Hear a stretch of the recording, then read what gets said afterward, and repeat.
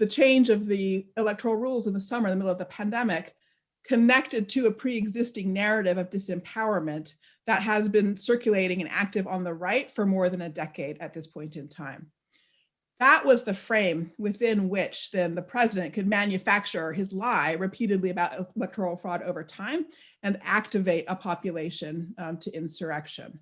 But the important point, again, is that there's dry tinder, and the dry tinder has been sitting there to be set on fire because of problems of disempowerment flowing from our failures of governance, from our institutionalists, and their technocratic approach to politics.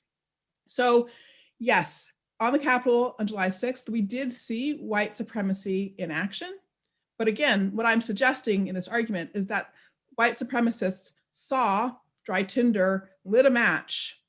So it's a better way of understanding the entire moment of the insurrection is to focus more broadly on the experiences of disempowerment and alienation that characterize our population on both left and right.